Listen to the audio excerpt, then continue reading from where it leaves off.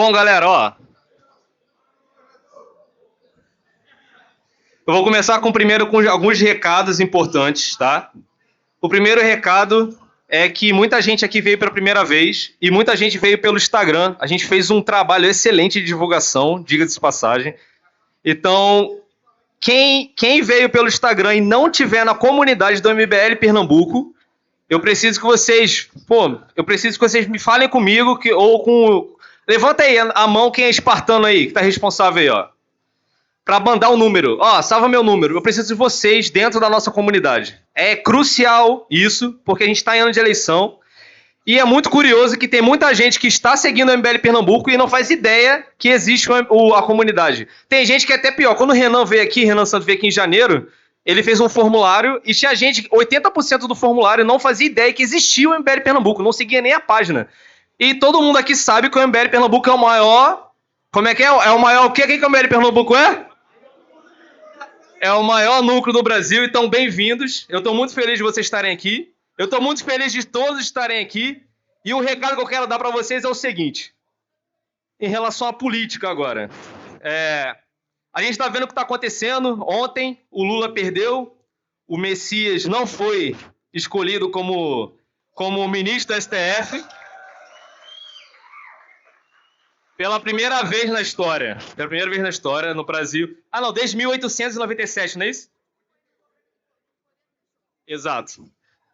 E hoje teve também uma outra derrota, que foi a questão da dosimetria. Porém, sobre a dosimetria, eu quero falar uma parada, que é o seguinte. Eu li que houve um acordo entre os bolsonaristas e o Centrão para aprovar a dosimetria em troca de não ter a investigação do Banco Master, a CPI do Banco Master.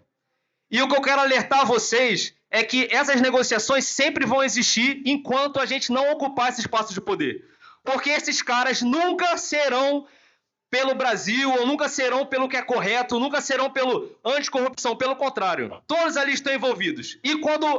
E se Renan Santos não for presidente, vão enterrar isso. Vão enterrar o Banco Master e vai vir outro problema para o futuro. E o que dá raiva em relação aos bolsonaristas é que eles dizem que são contra o STF, eles dizem que são contra a corrupção, mas eles engolem a pílula e aceitam a pílula é pela dosimetria. O que uma coisa tem a ver com a outra? Com o Banco Master a gente ia derrotar o STF, com o Banco Master a gente ia derrotar o Centrão, com o Banco Master a gente ia derrotar o Lula, o PT. Só que o bolsonarismo está junto com eles. O bolsonarismo está junto com o Banco Master. E só existe um grupo capaz de derrotar eles. E esse grupo se chama Missão.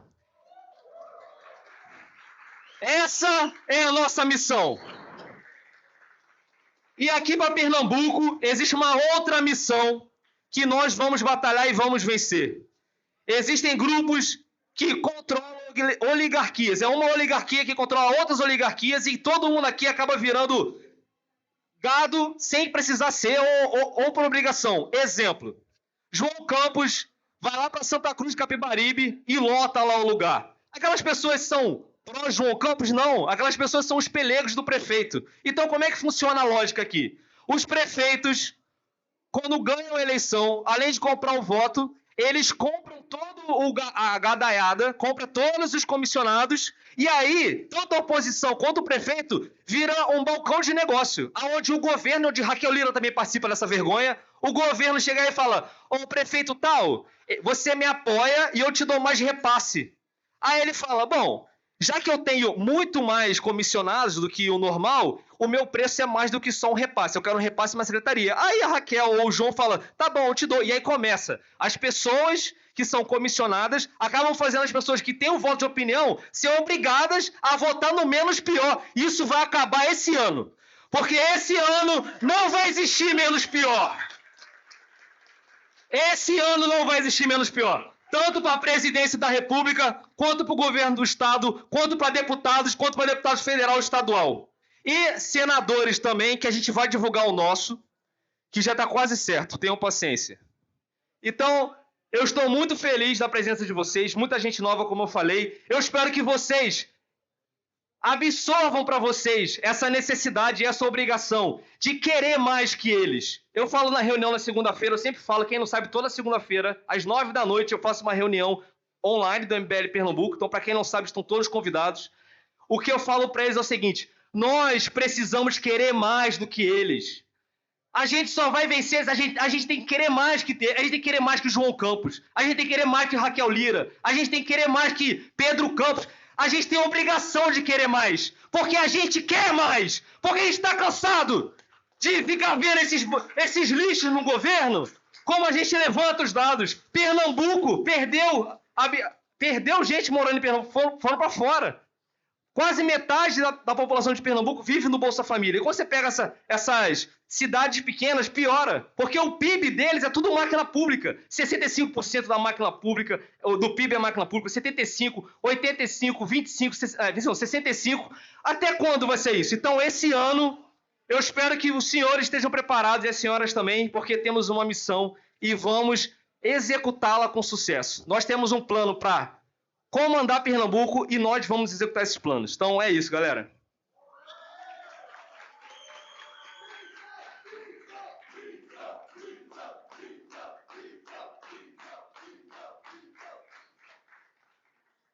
Boa noite, Pernambuco. Eu nem precisei pedir de novo, porque vocês já foram sensacionais. Gente, é um prazer estar aqui com vocês. Assino embaixo tudo que o Azaf falou. Eu queria saber aqui, como ele falou, muita gente veio pelo Instagram, muita gente veio principalmente pelo Instagram do MBL. Eu quero saber quem aqui... Come aí, meu. Quem aqui... Opa. Peraí. Agora vai. Eu quero saber quem aqui já segue a missão, já está afiliado à missão.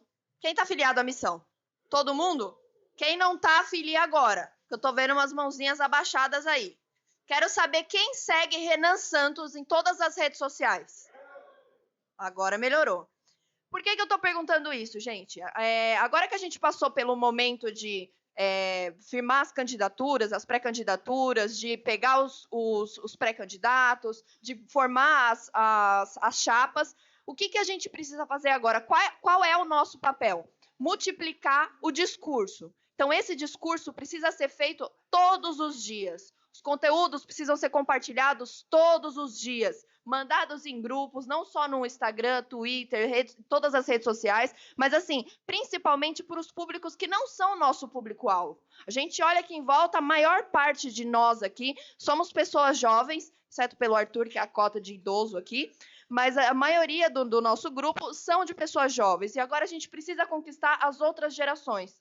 Por quê? Porque nós temos as ideias e nós temos nós sabemos a forma como alcançar essas ideias. Então, não é só um ideal sem propósito.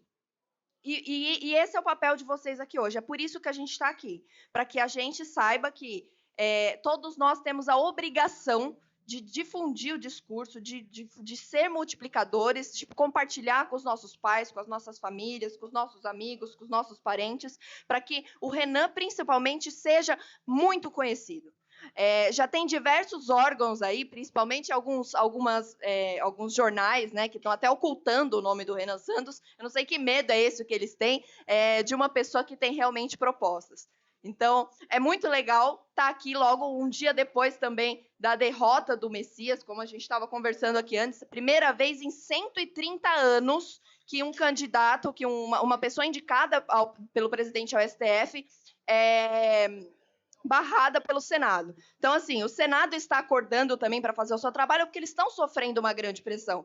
E essa grande pressão também passa por nós. Nós fomos às ruas, nós fizemos protestos contra os ministros do STF, nós falamos coisas que ninguém tem coragem de falar, porque nós temos culhão para isso. Então, a gente precisa continuar fazendo esse discurso, fazendo isso acontecer, e principalmente agora em épocas vão chegar as épocas de eleições, vai ficar cada vez mais difícil a entrega de conteúdos políticos nas redes sociais. Então, esse forte orgânico que a gente tem é o que a gente precisa continuar mantendo. Então, todo mundo que não está afiliado aqui hoje, filiem-se à missão, filiem-se que ainda dá tempo de filiar, sigam Renan Santos em todas as redes sociais, sigam o Partido Missão e sigam a Missão Pernambuco, porque o futuro vai ser glorioso, tenho certeza. Muito obrigada.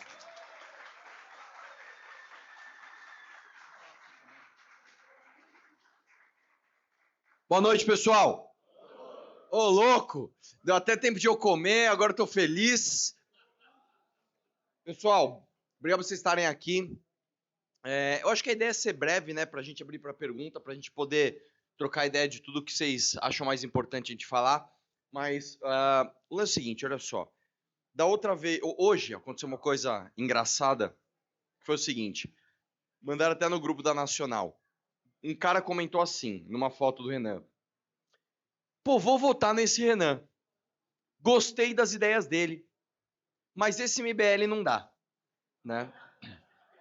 E a gente mandou no... todo mundo viu lá e falou, chegou o grande dia do Renan. Acredite se quiser, isso é uma boa notícia, porque o que isso significa, gente? Olha só. Diferente do bolsonarismo, diferente de vários outros projetos que a gente vê por aí, o MBL nunca foi pautado em uma figura popular carismática e um monte de gente chupinhando essa pessoa, tá? Quando eu entrei no MBL em 2016, meu canal era muito pequeno, tal, e aí a gente planejou, né? Planejou eu e o Kim, vamos fazer uma dobrada, você para federal e para estadual. Eu falei, pô, vambora, vamos fazer isso. Cara, eu já senti um negócio diferente, porque não tinha da parte do Kim, e o Kim tava antes que eu, o Kim era muito maior que eu. Não teve da parte do Kim vaidade idiota, sabe? Tipo, você fala primeiro, eu falo depois, ou tipo, eu tenho que estar maior no meme. Não teve esse tipo de coisa, tá? E depois, quando eu conheci mais o MBL e conheci o Renan, eu vi justamente o contrário. Eu vi um cara louco, trabalhando pra caramba, passando a bola pra todo mundo. Ó, isso aqui é do não sei quem, isso aqui é pra não sei quem. E ele mesmo não aparecia. E eu lembro que especificamente eu, né, como eu cheguei de fora naquela época, 2017 eu falava muito do Renan, eu recebia muito comentário. Arthur, você é da hora, meu, mas esse MBL não dá, velho. Esse MBL não dá. Quando eu fazia vídeo do Renan no meu YouTube na época, a galera, porra, esse Renan aí não dá, velho. Já ouvi falar mó mal dele, não sei o quê. E aí o que aconteceu, né? Vocês todos viram, a gente foi evoluindo enquanto o time, teve o áudio, o Renan ficou do meu lado, o Kim ficou do meu lado, todo mundo ficou do meu lado. E hoje, em 2026, a gente tem o prazer de ver o Renan tomando esse tipo de comentário, né? O que isso significa? Isso significa que a gente está furando bolha, isso significa que o discurso do Renan está conseguindo chegar nas outras pessoas, e isso é uma coisa muito boa, porque a gente nunca pensou, nunca imaginou antes, né? O Brasil nunca imaginou um caminho fora da polarização Lula-Bolsonaro. Muito do discurso foi, tudo bem, legal a ideia de vocês, mas tá, no fim do dia vai ser Lula e Bolsonaro. Não, calma lá, velho. A maior parte do Brasil é anti-Lula e anti-Bolsonaro e só vota em um e outro porque é contra o que não gosta mais. Então, puta, eu vou votar no Bolsonaro porque eu odeio o Lula. Puta, eu vou votar no Lula porque eu odeio o Bolsonaro. E essa galera hoje está começando a abrir a mente e falar, puta, velho, eu acho que tem algo a mais. Eu acho que tem algo a mais. E nós ganhamos um presente, tá? A verdade é essa. Quando o bolsonarismo escolheu Flávio Bolsonaro para ser o candidato, tá? Dessa corja. Porque o Flávio Bolsonaro, ele não tem o carisma do pai e ele é o alvo dos escândalos, né, de rachadinha, de corrupção, que mostram, escancaram, né, toda a hipocrisia da família Bolsonaro. Então, eu tô vendo muita gente, cara, mas muita gente, tipo... é o Flávio, né? Eu tô vendo muita gente assim. Então tem uma galera, mano, com a mente muito aberta para ouvir novas ideias. E o Renan tá fazendo uma estratégia muito interessante, que é o seguinte: ele vai nos lugares e faz o oposto do que o político vagabundo faz. Em vez dele chegar e falar, ô meu povo do Pernambuco, ô meu povo aqui de Recife, como eu amo você. Não. Ele fala, meu, como é que vocês podem admitir isso? Como é que vocês podem admitir aquilo? A gente foi para Santa Catarina agora, fomos num bairro lá, até esqueci o nome, Pinhalzinho, nem lembro agora o nome do bairro. E o Renan falou, meu irmão, isso aqui tá parecendo a Índia, velho. Isso aqui tem barricadinha de carrinho de supermercado. A galera vindo com fio pra vender, pra trocar droga na linha do trem, brother. E aí a galera já reagiu. A menina do PSOL lá vai processar ele por xenofobia, né? Alguém de Santa Catarina processando alguém por xenofobia, tá ligado? Ai, nossa, que preconceito. Eu sou de Santa Catarina, sofro muito preconceito, né? E o outro lá, o bolsonarista, falando que ele não sabe o que é aqui. Não, a gente sabe que a gente foi lá ver, né? A gente foi lá ver o que é aquela porcaria. E tá crescendo. Os últimos sei lá, 100 mil seguidores do Renan, vem do Maranhão, mano. E ele foi do Maranhão falar mal das coisas que a galera vê todos os dias e não vê a representação política. Cara, isso é muito diferente, isso é muito louco, isso é muito bom. O nosso projeto nunca esteve maior. E assim, eu tenho propriedade para falar, mano, porque eu passei pelo inferno com o MBL, cara. Né? Não só o meu inferno pessoal, não só 2022, quando eu mandei o áudio, meu, fui cancelado mundialmente, mas eu vivi 2019, gente. Vocês não sabem o que foi 2019. Só uma coisa, quem acompanha o MBL desde 2019 ou antes? Quem acompanha depois? Levanta a mão. Cara, a maior parte da galera é de antes, cara. Isso é muito louco também. Cara, 2019, no Derrete MBL, nós derretemos de verdade, cara. Nós derretemos mesmo. Tipo assim, cara, o MBL perdeu, sei lá, 80% da sua audiência. A gente fazia MBL News pra 600 pessoas, mano. E o Terça Livre pra 4 mil. Você imagina, você tá numa live com 600 pessoas e o teu concorrente tá com 4 mil, falando, ó, vamos entrar lá no canal do MBL e se desinscrever. Nossa, mano, foda-se, nós estamos pela causa, se for pra ser xingado por todo mundo, vambora, e vambora mesmo, e é isso aí. E hoje o Alan tá refugiado, tá ligado? Né? Tá lá, fugido da justiça no Brasil, Bolsonaro tá preso, Flávio tá dançando funk igual um retardado. E nós estamos crescendo mais do que qualquer outro grupo político, tá? A verdade é essa, muito antes da eleição, inclusive. O fato é o seguinte, cara, eu vi pessoas como Renan Ralais, eu vi esses caras não aparecerem agora, na véspera da eleição, não, eu vi esses caras estarem com a gente roendo osso. Eu vi este núcleo, e isso é uma coisa, eu odeio ir nos lugares e falar bem dos lugares, cara. Eu odeio, mas eu tenho que falar bem de vocês, cara. Puta que pariu, eu vi o Pradines, a Bárbara, eu vi vocês fazendo um trabalho excepcional e dando aula pro resto do Brasil na coleta de assinaturas. Eu vi isso, cara. Eu vi. Uma salva de palmas para vocês, mano.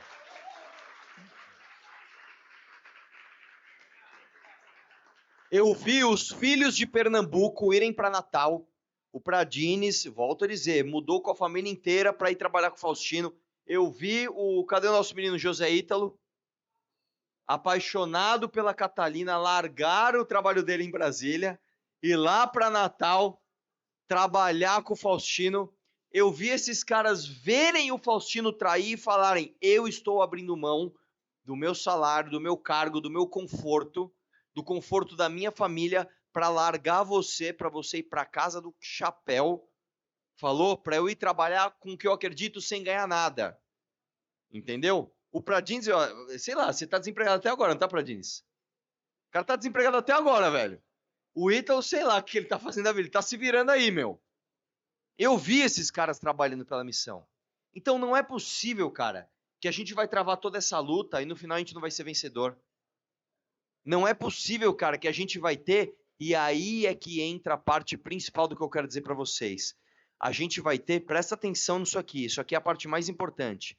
A gente vai ter o preconceito estético de mostrar pro resto do Brasil, principalmente pro estado em que a gente vive, aquilo que a gente verdadeiramente é. E por que eu tô falando isso, velho? Eu sei o que é, tá? Eu vi gente do MBL, tá? Quando eu fui disputar a eleição em 2018, não colocar o meu perfurado e o do Kim no carro porque era cringe. Eu vi, eu não vou falar o nome aqui, tá tudo certo. É amigo nosso, até saiu do MBL, mas eu vi a galera falando, mano, eu acredito em você pra caralho, Renan. Pô, você é um cara do caralho, velho. Legal aí, mas, porra, distribuir santinho já não é pra mim, velho. Pô, falar no grupo da família aqui sobre você, porra, não é legal. Botar adesivo no meu carro não é pra mim. Por quê? Porque existe um preconceito estético em parecer o bobo engajado. E aí eu vou te falar por quê. Por 2 motivos. Motivo número 1. Você viu que geralmente o bobo engajado é gado de alguém. Geralmente o bobo engajado é retardado. A verdade é essa. O bobo engajado, ou ele tá falando do painho Lula que deu um pé de meia pra ele, deu um vale gás, o idiota tá achando que ele levou vantagem, ou você tá vendo um cara que sequer levou vantagem, que é um bolsonarista trouxa, que ficou na porta do quartel, tomando borrachada e se fudendo esperando as 72 horas até agora. Depois deu um pix pro Bolsonaro, ganha 17 milhões e sair esbanjando por aí e agora ser preso, pedindo pro Alexandre Moraes pra ser vice. Então, esse é o primeiro motivo. Você viu que o cara muito engajado, ele é retardado. E o segundo motivo é, você vai enfrentar o super cético. Quem é o super cético? O super cético que eu chamo... Vocês viram esse discurso já falando do Emílio Surita, não? Que é o discurso Emílio Surita. Qual é o discurso Emílio Surita? Ô, Renan Ralais, legal, cara, você é candidato, né? Mais um jovem aí que acha que vai mudar a política, mas a gente sabe que quando chega lá, né, pessoal? Aí o sistema é foda, parceiro. O afegão médio, né? Mas legal, Renan, legal. E aí você fica de otário. É o otário sonhador. É o trouxão sonhador. O que você vai fazer? E é isso que eu quero que você ponha na tua cabeça. Coisa número 1. Você não é retardado como os super engajados do PT e do Bolsonaro. Você é melhor do que esses caras. Você é mais inteligente do que esses caras. E eu duvido alguém te refutar no mérito do que você vai dizer. Você vai falar do STF, você vai falar do Messias agora, você vai falar das coisas, eu duvido alguém ser mais inteligente que você. Então você pode ser, em alguma instância, um pouquinho, só um pouquinho arrogante para falar, eu não sou retardado, eu entendo mais do que você, então vem aqui que eu vou te dar uma aula. Saiba disso, faça a lição de casa, saiba disso. E número 2, quando você for refutar o super cético, você vai falar o seguinte, em 2014, tá? Quando a Dilma ganhou a eleição, um grupo de loucos achou que tinha que tirar a Dilma e ninguém acreditou. O Aécio Neves, na época, falou, não, deixa ela sangrar até 2018 e depois a gente ganha a eleição. E um grupo de loucos marchou até Brasília para pressionar o Aécio. O Aécio. E nós brigamos com o Olavo naquela época porque ele queria intervenção militar e nós falamos, nós vamos virar voto de deputado a deputado. E viramos e fizemos o impeachment da Dilma.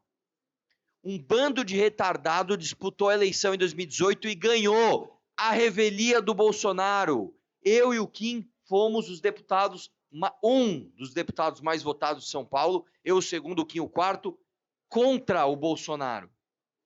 Depois, em 2020, eu disputei a prefeitura de São Paulo contra o Celso Russomano, famosão, programa na TV, apoiado pelo Mito. Eu fiz 10% igual ele. As pesquisas me davam 1%. E depois, vocês, essa vitória é de Pernambuco. Vocês, contra todas as possibilidades, contra a política institucional, contra a mídia, contra a política midiática mesmo dos outros grupos, vocês foram o núcleo mais foda na montagem do último partido que se criou no Brasil, porra. Então você tem que saber o seguinte... Você não é nem retardado e nem sonhador otário. Você é sonhador, mas você é realizador dos seus sonhos. E esse ano eu tenho outro sonho. O meu sonho é eleger uma bancada de deputados federais foda em Brasília, contra todas as expectativas, sem fundo eleitoral, sem tempo de TV. Eu tenho o sonho de eleger muitos deputados estaduais em todos os estados. Em Pernambuco, vocês têm que dar show. Pernambuco, vocês têm que dar show. Eu tenho o sonho de eleger governadores ao redor do Brasil. Eu não posso falar nome, mas eu gostaria de eleger um cara cujo nome dele é parecido com o do meu candidato a presidente. Eu tenho um sonho de fazer o Renan chegar no debate com 10%, porque aí ninguém segura mais. Porque aí nem o bosta do Sérgio Moro vai ter o discurso de que ele é... eu nem consigo mais imitar ele mais, né? Corrupção. Ele nem ele vai falar, caralho, eu era a terceira via e não fazia 6, 7.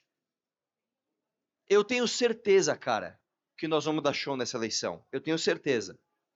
A dúvida é, você vai ter a foto e a história para contar da primeira eleição do partido que você ajudou a fundar? Eu vou estar lá. Eu quero... vamos fazer aquela coisa que a gente faz em manifestação. Se uma pessoa vai ter história para contar nessa eleição, vai ser eu. Tem outro aqui? É isso aí, então demorou. Valeu, obrigado, pessoal.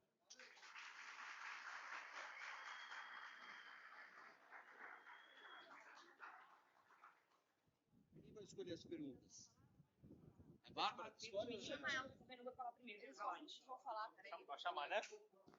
Bom, galera, olha só. A gente tá cheio de pré-candidato aqui. Não vai ter como todo mundo falar, então a gente selecionou alguns, mas isso não é um problema, eu tenho certeza, porque a gente é um time e é um grupo. E eu sempre falei isso para cada pré-candidato, todos os pré-candidatos eu falei a mesma coisa. Isso aqui não se trata só de uma eleição de 2026. Todos os pré-candidatos e os que vão vir é para sempre. Eu quero trabalhar com vocês para sempre. Isso aqui é um time. E juntos a gente vai conseguir vencer e conseguir o nosso objetivo. Então, a primeira pessoa que eu quero chamar aqui é o Azaf, para poder falar. É o nosso pré-candidato a deputado estadual. Ele estava preso, mas ele conseguiu uma liminar. Ele estava preso. Mas conseguiu eliminar aí, tá aí. Primeiramente, obrigado, Lula, pela saidinha, né? Para quem não sabe, inventaram uma fake news uma vez que eu tinha sido preso, né? E aí a gente fica tirando onda, né? Fizeram até perfil, Azaf preso, não sei o quê. Mas, enfim, tem muita gente nova aqui, tô vendo muito rosto novo. E eu queria deixar claro que vocês estão entrando agora no melhor núcleo do Brasil.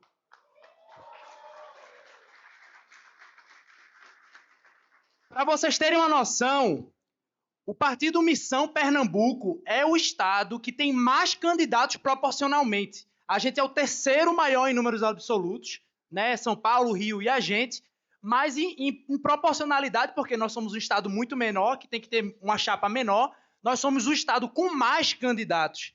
E não à toa nós somos muito relevantes aqui no estado, né? A gente está aqui, tem vários candidatos aqui, Miguel, tem eu, Joel, Alberes, pré-candidatos, né, para não tomar multa eleitoral. E só quem está por dentro realmente sabe o quanto que a gente está deixando os outros partidos apavorados. Mori que me expulse do partido se eu estiver mentindo. Quantas ligações a gente já recebeu, quanto dinheiro que já não foi oferecido para a gente não ser candidato, quantos cargos já não foram oferecidos e ninguém traiu o Missão Pernambuco. Ninguém, porque a gente tem uma unidade de time que nunca se viu antes. A gente não é só um partido político, a gente não é só um núcleo. A gente realmente é um grupo que se entende como um grupo. E eu vou ganhar para deputado estadual, e se eu perder o mandato, eu não estou nem aí. Porque se eu perder, eu sei que vai entrar outro igual a eu no lugar.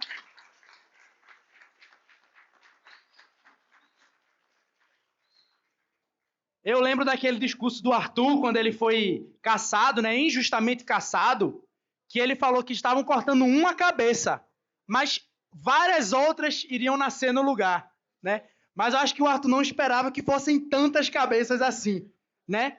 E eu me inspiro muito nisso. Tem até um edit, né, que a gente está fazendo em relação a isso. Eu me inspiro muito nisso, porque eu sou uma pessoa muito combativa. Eu quero, meu irmão, chegar lá e apontar o dedo na cara de cada vagabundo, na cara de cada bandido e mostrar para a população que aqueles caras realmente são, que é tudo bandido, tudo vendido. E não tem uma pessoa para apontar o dedo na cara e falar isso. Coronel Feitosa está com 8 processos em cima de mim porque eu falei que ele está articulando em favor do João Campos, um cara do PL, candidato do Bolsonaro aqui em Pernambuco, é parceiro do João Campos na LEP. Não tem um deputado de direita lá para apontar o dedo na cara dele e dizer que ele é um mentiroso. Não tem um deputado lá para dizer que ele é um enganador. E a gente está construindo isso aqui.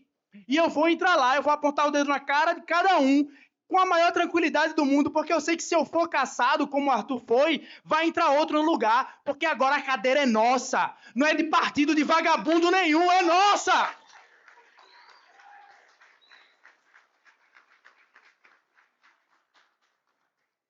E, pessoal, a gente está impactando muito a política daqui.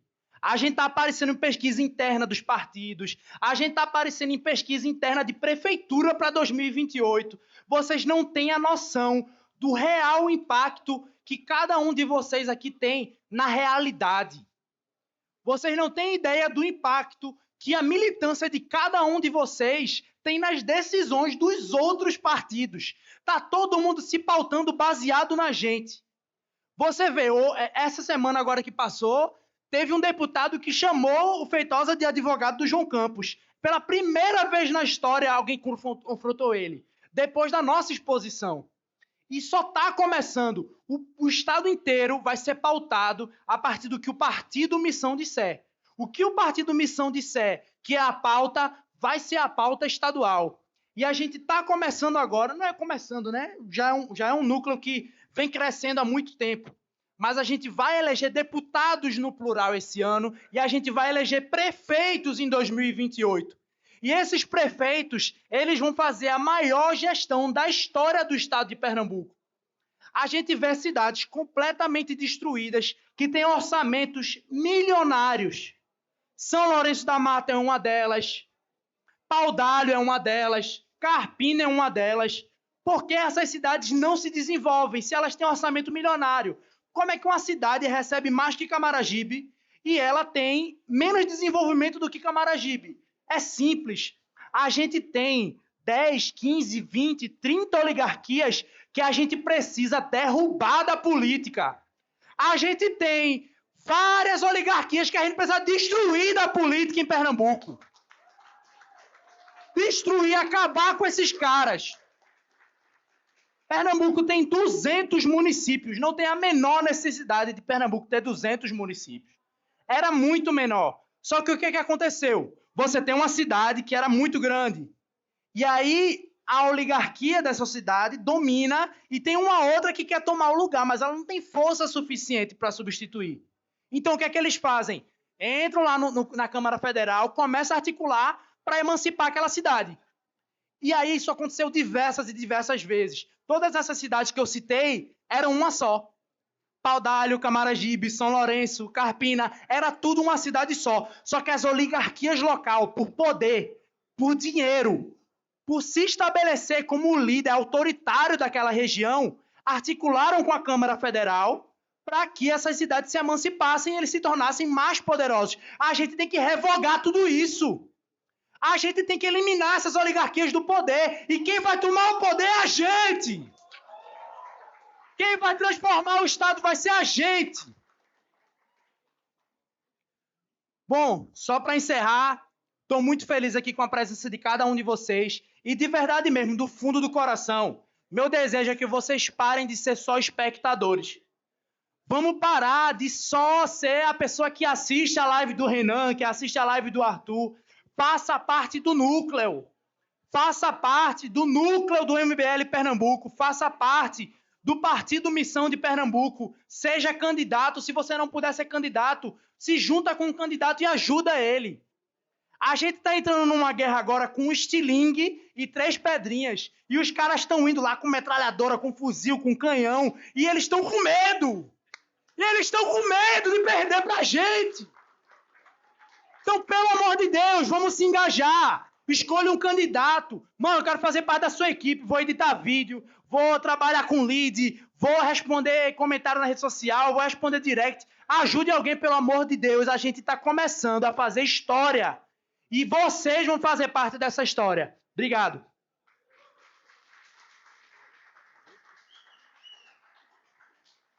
Eu preciso dizer mais alguma coisa? Vocês estão motivados ou vocês não estão motivados? Antes de passar para Miguel, eu só vou falar uma coisa básica, assim, que é matemática, na minha opinião. Renan Santos está com 6% e ele é o mais desconhecido. Automaticamente, isso mostra que ele não vai recuar, ele não vai perder, ele só tem a crescer, ele só tende a crescer. Então, isso reflete a gente também. Com uma coquinha e um salgadinho, uma coxinha, olha o que a gente faz aqui no MBL Pernambuco. Olha o quanto a gente incomoda. Família Collins, não é não, Miguel? Família Collins, família... O Coronel Feitosa, até eu fui processado, até Portela foi processado. A gente já está com mais de 30 processos já. Labanca. A gente tem informação de que o Labanca deve tomar remédio para dormir por conta de 2 denúncias de Azaf. Não foi, Azaf? Então, assim, com uma coquinha, uma coxinha, olha o que a gente fala. Agora, imagina quando a gente tiver estrutura. Imagina quando a gente tiver recurso para poder trabalhar mesmo e se dedicar. Porque todo mundo aqui é voluntário. Todo mundo tem que trabalhar 8 horas por dia, 44 horas por semana e ainda se dedica pela missão, pela MBL Pernambuco, não é? Imagina agora a gente trabalhando em conjunto 24 horas pensando em política. A gente vai ganhar esses caras, porque esses caras são burros. Esses caras são burros, eles são fracos, são burros, eles se defendem com ameaças e com compra de votos. A gente vai derrotar esses caras, é questão de tempo. E por conta disso agora eu quero chamar o nosso pré-candidato a deputado federal, Miguel Kazan.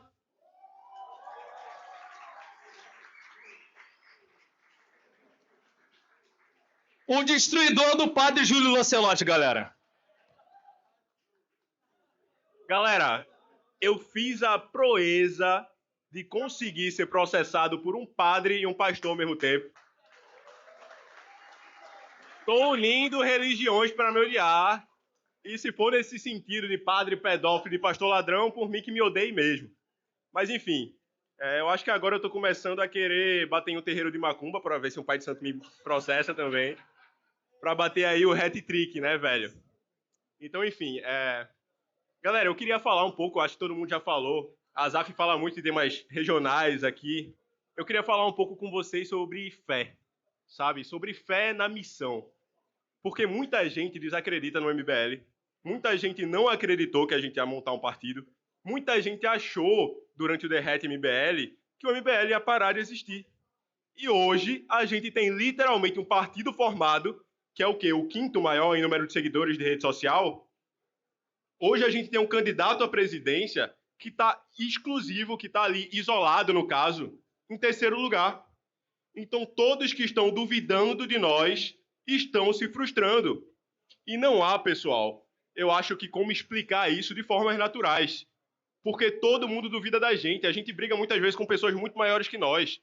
Eu briguei com o padre Júlio Lancelotti, que era amigo de juízes, de desembargadores, de ministros do Supremo Federal. E a gente conseguiu que o padre Júlio Lancelotti fosse afastado das suas funções por um tempo. Infelizmente, hoje ele ainda está, mas a gente ainda está aí nessa guerra. Hoje mesmo, eu recebi, na verdade, a notícia ontem, de que a gente atacou uma família evangélica de políticos aqui, a família Collins. Eu posso dar nome porque eu não tenho medo de ninguém aqui. E eu recebi a notícia ontem de que a gente ganhou o processo contra eles. Se vocês não sabem, a família Collins... Se vocês não sabem, a Michelle Collins era diretora da Arena Pernambuco. Você me diz, o que uma missionária que está, assim, notavelmente ali, né, não no auge das suas capacidades físicas, um pouco acima do peso, vai entender de futebol e da direção de uma arena, de um estádio que é um dos maiores do país? Ela não está ali porque ela entende de futebol, pessoal. Ela está ali por razões muito pessoais e pelo amor dela ao dinheiro. Mas, enfim, essa é a nossa guerra.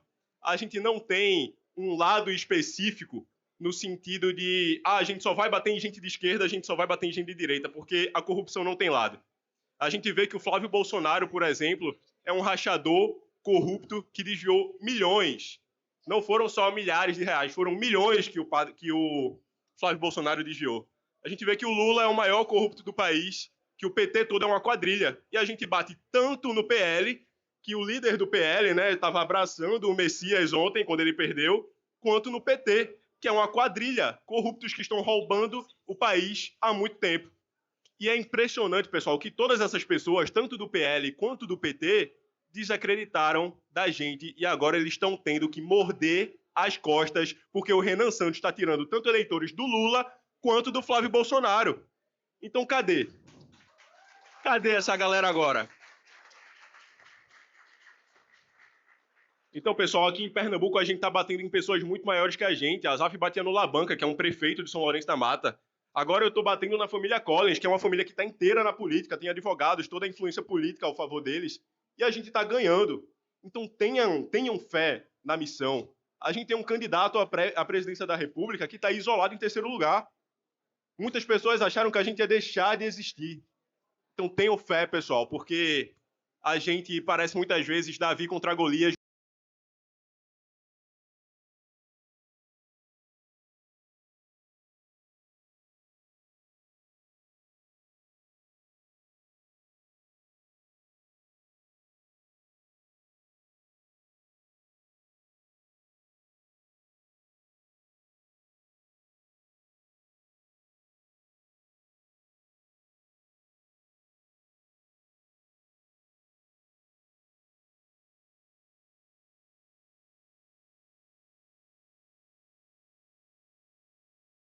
Subindo uma cadeira ali, ó. Não, fotógrafo. A gente fica mais... Não, vem mais pra frente, vem mais pra frente. Vem nós e deixar...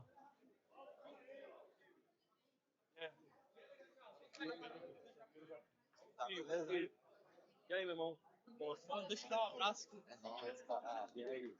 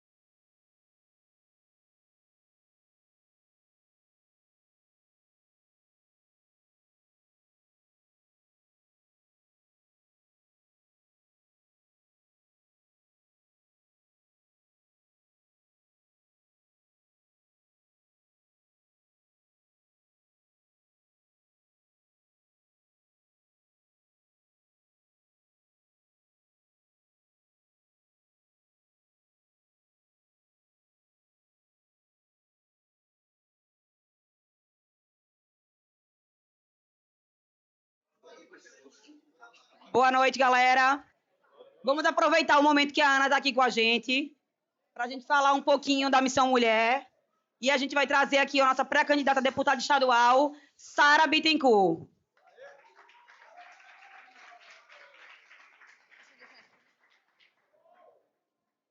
Boa noite. Eu vou pedir para os meninos ali de fundo fazerem silêncio, por favor, senão eu vou acusar de misoginia, né?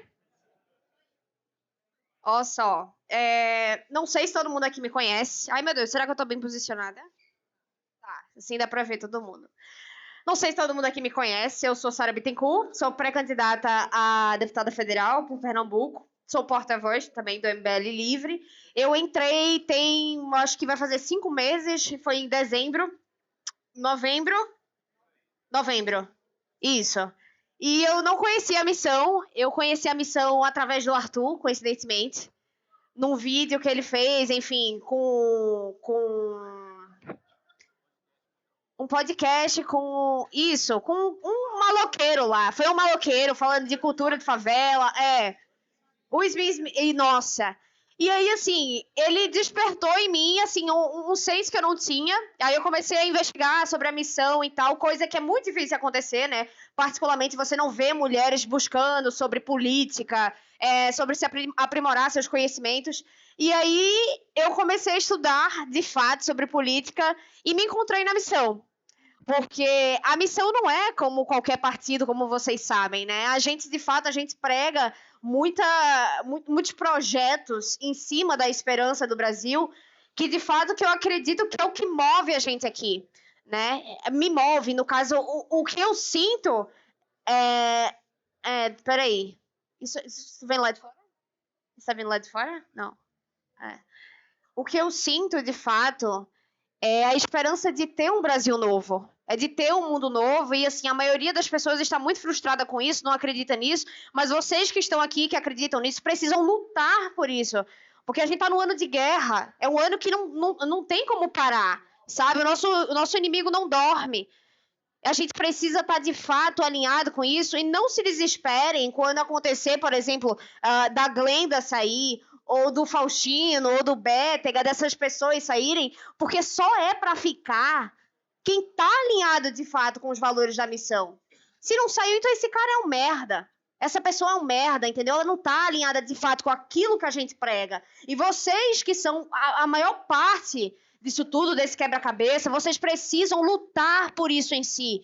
É fazendo política, conversando com o pai, conversando com mãe, com um amigo, é trazendo esse senso político para as pessoas, ensinando as pessoas. E eu, enquanto porta-voz e mulher, tá me colocando no lugar de mulher para falar para essas mulheres que não estudam política, que não se aproximam de política, que venham, de fato, conhecer a política, o nosso Brasil, porque a gente precisa, hoje, por exemplo, a gente tem a Erika Hilton, que está lá na Câmara, né, das mulheres, como presidente, sendo que ela não luta, de fato, pelas mulheres. E isso me deixa intrigada. E eu não tenho, assim, absolutamente nada contra pessoas trans. Mas ela não é uma mulher, de fato. E eu não tenho problema nenhum em falar sobre isso, porque a própria biologia traz isso. Mas a gente precisa estar nesse lugar, por isso que a Ana está aqui, por isso que eu estou aqui, a Josi, a Bárbara, que mesmo não sendo porta-voz, é uma mulher que está por debaixo nos bastidores, é coordenadora da Missão Mulher e faz as coisas acontecerem. Então, vocês, que é a maioria homens aqui, conversem com as mulheres que vocês têm acesso para também politizar essas mulheres, trazer esse senso de consciência, porque tudo começa de um pequeno gesto. A missão começou assim, o MBL começou assim, e hoje a gente está aqui com a casa lotada, com pessoas, de fato, que têm esperança, mas a gente não chega a lugar nenhum se a gente não fizer nada.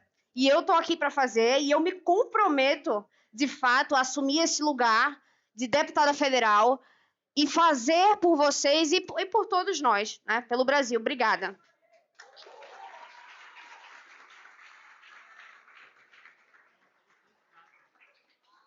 Peraí, pré-candidata, TSE, por favor, não me processa.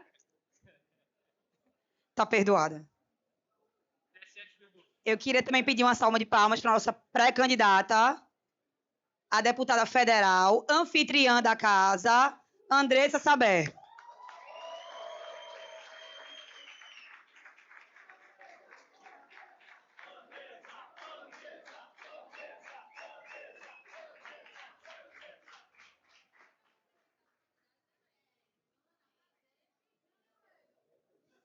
Os pernambucanos, bem-vinda, velho.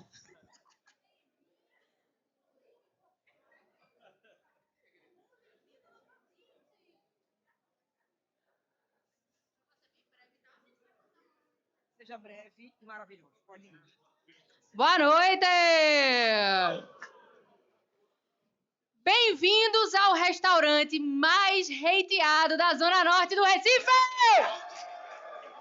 Sama de gastronomia, porra! A gente é palco da oposição de tudo que já existiu na política do país, do estado, da cidade do Recife, de tudo que vocês conhecem. Aqui ninguém se vende! E quem se vender vai embora daqui! Porra! Não tem filtro, não. Não tenho filtro, não, pô. Não tenho filtro. Ninguém tá me pagando. Ninguém tá me financiando. Eu sempre fui doida. E disso os loucos sabem, já dizia Chorão. E como boa aquariana, como o nosso presidenciável Renan Santos, eu escolho estar à margem de tudo que é normal. Eu escolho lutar pelos esquecidos, pelos injustiçados, pelos que querem o direito básico e não têm, pelos que são roubados todo dia, pelos que pagam imposto para ter um carro popular e não conseguem, porque tem apreensão numa blitz ridícula, numa indústria de multa ridícula, e não pode ter um carro para levar seu filho no hospital, pô. Isso não existe. Eu sou mãe de 2 crianças. Eu não compactuo com essa roubalheira. Isso não tem precedentes, não existe, isso é errado. E se ninguém vê isso, eu vejo. E eu sei que vocês veem isso junto comigo. Então é por isso que eu assumi esse papel, essa loucura, essa disrupção. Que eu venho de uma família tradicional, que todo mundo disse, Andressa, não mistura política com negócio. Tu tá na Zona Norte, pô. É o reduto do PT, é o reduto do servidorismo público, beleza. Tranquilo, cada um na sua. Mas a gente luta pela liberdade. A gente quer ter um negócio para poder prosperar, pô, para dar o melhor pros nossos filhos. Porque a gente sabe que o serviço básico não cumpre o básico, pô. Tá errado. Então eu convido vocês a se indignar, tanto quanto eu. Eu durmo e acordo indignada. Então foi por isso que eu aceitei o convite. Estou pré-candidata a deputada federal no estado de Pernambuco. E é isso aí, galera. Agradeço ao convite do Missão, do MBL Pernambuco, do MBL Nacional, Arthur, Ana, Renan e todo mundo, que vocês são pica pra caralho, porra. Vocês são foda. É isso aí. Tô junto com vocês e não abram. Obrigada!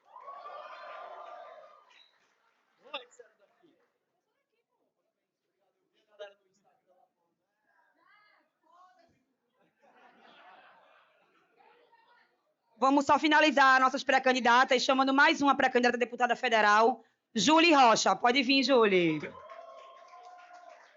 A nossa mais nova integrante, né? Pessoal, isso foi fraco, eu quero mais alto. Cadê? Julie! Julie! Julie! Julie! Julie! Muito obrigada. Pessoal, vamos lá. Eu ingressei há pouco tempo, Obrigada, minha princesa. Eu ingressei há pouco tempo, poucos me conhecem, mas isso é por pouco tempo, tá? Porque todos vão me conhecer futuramente e o futuro é mais próximo do que longe. Bem, eu vou falar um pouco da minha experiência como mulher que mora em periferia, né? Silêncio, pessoal. Que é isso? Ordem, por favor. Misoginia. Misoginia. Olha, vamos lá, vou falar um pouquinho rapidamente e breve da minha experiência como uma mulher que mora na periferia e que não aguenta mais bandido trocando tiro na frente da sua casa. Há 2 meses, 3 meses, na verdade, mais ou menos, simplesmente marginais, bandidos, trocando tiro na frente da minha casa, assassinaram uma criança de 6 anos. A outra ficou hospitalizada por meses e ninguém faz merda nenhuma. Ninguém se movimenta, não tem político, não tem assistente social, não tem merda nenhuma que se movimenta. Minha irmã estava na frente de casa, minha gente. Vocês entendem o pânico que é viver numa comunidade? principalmente quando é dominada pela criminalidade. Então, assim, eu estou aqui como uma jovem mulher periférica que não quero ser de merda de periferia nenhuma, porque não dá mais, não é seguro para ninguém viver daquela forma. Então, assim, eu estou aqui à disposição da população, à disposição de vocês. E é muito bom ver cada um de vocês aqui felizes, engajados. Me engajem, tá, gente? JuliePE 14, vão lá, me sigam, compartilhem os meus vídeos, por favor. E vamos embora. Renan Santos, presidente 2026. Renan Hollos, governador, e vamos pra cima, botar pra dentro todos eles. Eu não posso falar palavrão, eu sou evangélica, gente, meu Deus.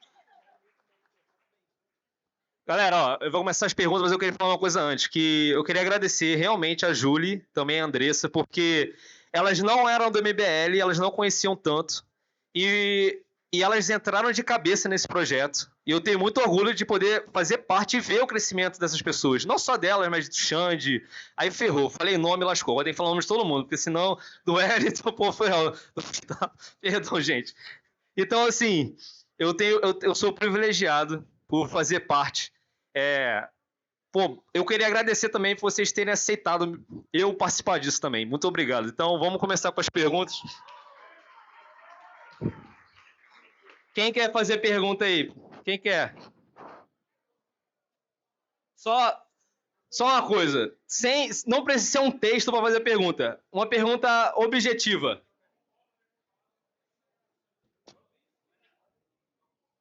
Boa noite. Boa noite, Ana. Boa noite, Arthur. Boa noite, Renan. Boa noite, pré-candidatos. Boa noite, todo mundo. O MBL é por conta do pessoal que está aqui, tá? Então, queria primeiro agradecer vocês, porque assim, o que vocês estão fazendo aqui, na minha profissão, a gente tem uma frase que é: a palavra convence, mas o exemplo arrasta. Então, assim, quanto mais eventos vocês fizerem, realmente presença, mais a gente vai ter vontade de realmente entrar no movimento. Então, conheci vocês em 2014... Mas, queria entrar na política, mas só via gente errada. Quando vocês fundaram o partido, eu falei, é agora. Essa é a hora, então estou me planejando, enfim. Vamos lá, pergunta. Lá em 2014, o MBL ficou muito conhecido por conta das manifestações, né? Então, assim, tem impeachment de ministro do STF aí numa pauta. Tem talvez o Banco Master que não aconteça. Assim, não é uma cobrança, é só, às vezes, não sei se eu não ouvi. Tá faltando, assim, o MBL ver uma pauta que realmente junte a massa, ou, assim, enfim, algum outro motivo para não juntar o pessoal e ir pra rua igual foi naquela época, em 2014. Obrigado. Pessoal, a real é o seguinte, o lance é o seguinte, muita gente acha que o MBL tem um botão lá, que você aperta e você junta a galera e põe a galera na Paulista. Não é assim, cara. A verdade é que depois do Bolsonaro, a gente teve um desengajamento geral, tá? Porque, veja só, eu quero que vocês analisem isso. De 2014, quando foi a última grande derrota da direita com a Dilma, a direita nem sabia que existia, a verdade é essa. Tanto que a gente se apoiou em Aécio Neves. Os primeiros memes, lembra aqueles memes? Turn down for what? Era do Aécio Neves debatendo com a Luciana Genro, velho. Beleza. Desde aquela derrota da direita para a esquerda em 2014, para frente, a direita só ganhou. Até o Bolsonaro ganhar. Nós ganhamos todas as pautas. Nós ganhamos reforma trabalhista com o Temer. Nós ganhamos PEC do teto. Nós quase ganhamos reforma da Previdência, que sequer era uma pauta da direita. Era uma pauta meio impopular de austeridade fiscal, mas que ia passar se não fosse a falsa denúncia do Joesley na época. O que aconteceu quando o Bolsonaro ganhou? Nós perdemos todas. Todas. Nós perdemos todas as batalhas para a esquerda. O Lula depois ganha em 22 e recupera todos os terrenos que ele havia perdido. OAS, Odebrecht, perdão de multa, recuperação de obra. A gente só se fudeu. E o bolsonarismo também. Então as pessoas cansaram de perder. E o que ganhou muita atração? O discurso super cético. Vai lá, pra Paulista, vai lá. Não, legal, eu acho bonitinha a sua iniciativa. mas não vai dar nada. Então, a luta nossa hoje, cara, ela é uma luta muito menos por vamos pra rua acabar com a corrupção. Nós fazemos isso. É um elemento do que a gente faz e tem crescido pouquinho. Como se fosse um canal de YouTube pequeno que está crescendo aos poucos. As manifestações contra o Banco Master, elas têm crescido aos poucos. Mas ela é menos sobre isso e mais sobre nós vamos chegar ao poder e nós temos um projeto de país de verdade. E por causa disso ninguém sai pra rua. A verdade é que, cara, por mais que o MBL tenha nascido com um movimento de rua, de manifestação, a gente evoluiu e se tornou uma parte menor daquilo que a gente é. Então, eu entendo a sua frustração, a sua falta. Nós sentimos isso mais do que todo mundo. Só que a gente não tem esse poder e existe uma parada muito importante. Se você chama uma manifestação e ela flopa, é tiro no pé. Então, chamar manifestação é tipo arma no coldre. Você só saca se você for atirar. Se você sacar e ela não tiver bala, mano, você vai tomar o tiro. Entendeu? Próximo. Opa, alô? Tá funcionando. Muito prazer, meu nome é Breno Arturo e eu tenho apenas uma pergunta. Muito prazer, meu nome é Breno Arturo e eu tenho apenas uma pergunta. E essa pergunta não é exatamente para vocês. É para a galera aqui. Quem aqui já tirou o título de eleitor para votar? Caraca, quem não tem? Quem não tem? Quem não tem? Ninguém quer isso.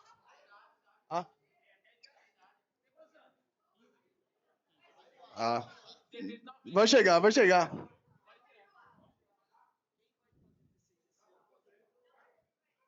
Olha.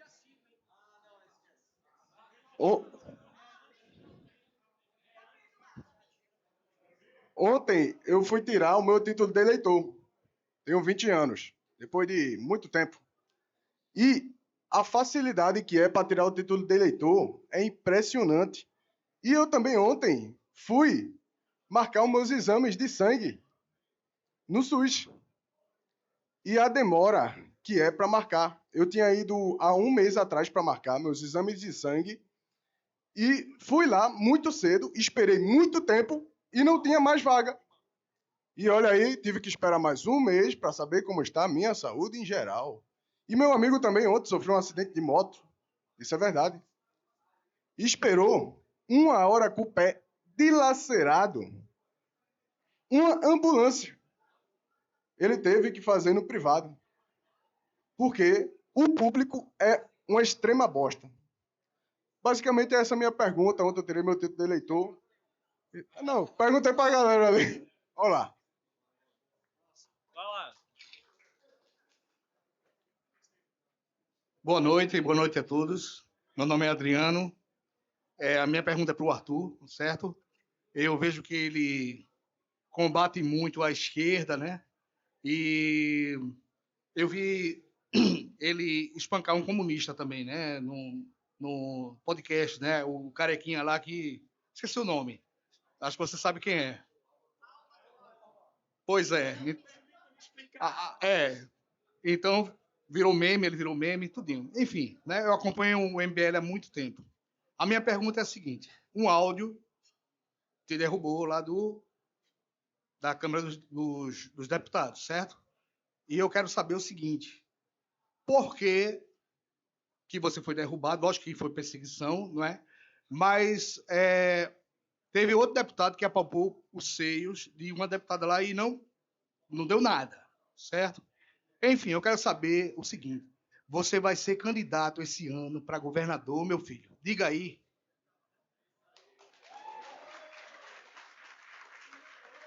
Cara, assim, o meu processo ele tem várias nulidades, só que o processo ele demora. Então, existe uma questão técnica do prazo para se conseguir uma liminar, mas é possível de se conseguir. A real é o seguinte, cara. Eu não gosto, eu pessoalmente, não gosto de atividade legislativa. Então, se eu fosse disputar, eu disputaria o governo, porque é uma eleição majoritária. Preciso da liminar. Só que eu não sei se isso é o melhor para o time. Eu não sei, a gente está discutindo. Eu vou ser sincero para você, eu não gostaria, cara. Porque é muito mais confortável acordar a hora que eu quero, fazer minha live, viajar para esses lugares. encontrar a galera, é muito mais confortável. Mas se a galera forçar a mão e falar, puta, você tem que ir, vambora, tá? Tem gente falando assim, não, Arthur, você tem que sair para deputado porque precisa ajudar a chapa. Não, Arthur, então eu não sei, cara. Sinceramente, eu tô de verdade pela missão.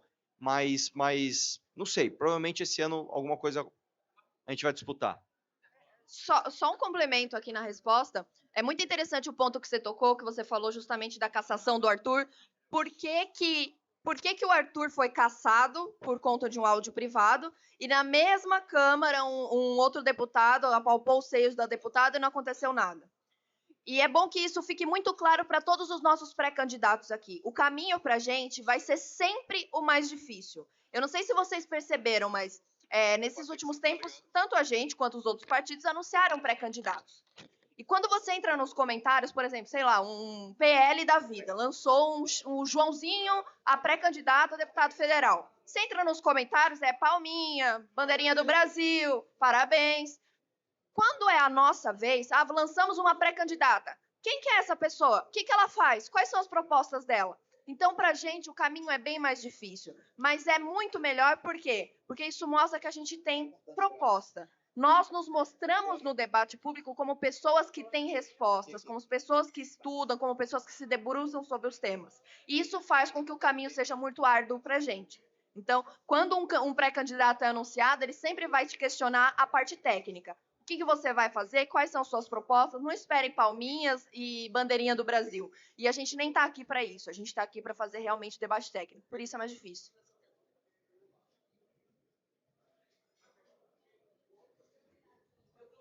Não, todo mundo... isso aí é injusto, todo mundo sabe, o Brasil inteiro sabe.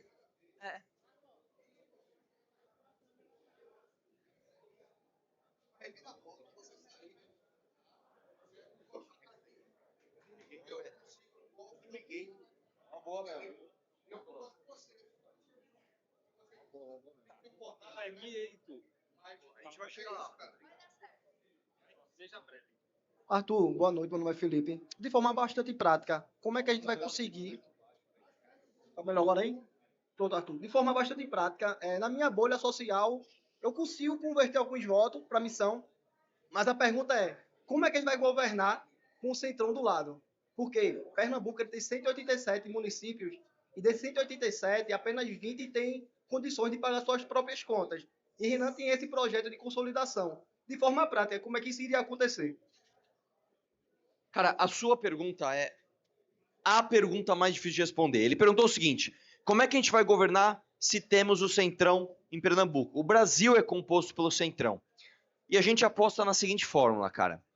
Quando você pega, por exemplo, o Bukele ganhou em El Salvador, e a eleição em El Salvador ela é diferente do que é aqui, ela é desencaixada da eleição presidencial. O cara ganha, depois de 2 anos tem a eleição proporcional. Então, o Bukele entrou, ele fez um governo meia boca, não mexeu muito, porque ele não tinha muito o que fazer, e batendo mediaticamente no plano dele para contenção da criminalidade, elegeu uma bancada para tal e fez o que fez, hoje está com aprovação recorde e está fazendo uma revolução no país.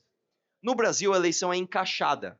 A gente vai ter que governar com o Centrão. Como é que você faz, portanto? Entenda só, grande parte do Centrão, pode ser convencida através de pressão popular. Como que você faz essa pressão popular? Conquistando a aprovação através do presidente. Qual é o caminho para isso? O Renan tem um discurso que é de prender e matar vagabundo. Se o Renan for eleito, vai ficar muito claro que esse é o discurso majoritário e é. A bancada ruralista, a bancada da Bíblia, a bancada da bala, a maior parte do Congresso é alinhada com esse discurso, só não vai porque o governo federal não empurra. O Renan ganhando com esse discurso, sabendo-se que você tem esse discurso majoritário em voga, aplicam-se essas medidas. Isso não tem resistência. Aumento de pena, endurecimento de leis penais, isso não tem resistência. Fazendo isso, você consegue um resultado que lhe dá ainda mais aprovação. Aí você começa a usar o seu capital político para aplicar reformas que são impopulares. Como é que o Temer, com 3% de aprovação, conseguiu aprovar PEC do teto, que é impopular, reforma trabalhista, que é impopular, E como é que ele conseguiu isso? Porque ele pegou o capital político dele e direcionou para tal. O que o Renan tem que fazer? Entrou, prendeu, matou vagabundo, entendeu qual é o caminho, fez intervenção federal no Rio, mostrou firmeza na proposta, ganhou a aprovação popular. Pessoal, tô bombando, não tô? Igual o Bolsonaro tava em 2019 quando entrou. Não vou usar meu capital político para salvar meu filho corrupto. Eu vou usar meu capital político para pressionar você, político do Centrão, a votar uma reforma contra os superpoderes do judiciário. Vamos nessa? E o vento tá para isso. O vento tá para isso. Né? A gente viu, a Ana até falou, o Senado rejeitou pela primeira vez na história o ministro Supremo. Isso significa que eles estão necessariamente acordando? Não é bem isso. Porque tem um Davi Alcolumbre ali. Mas, de fato, ninguém sofreu a rejeição que sofreria caso rejeitasse um ministro que o presidente popularzão indicou em ano eleitoral. Então, isso significa o quê? O Centrão vai estar lá, mano. Ele vai estar lá. Só que o Centrão segue o vento. Se você der a direção, o Centrão vai junto. Não existe outro caminho. Não... só existe esse caminho. Não existe outro. Não existe outro. Beleza.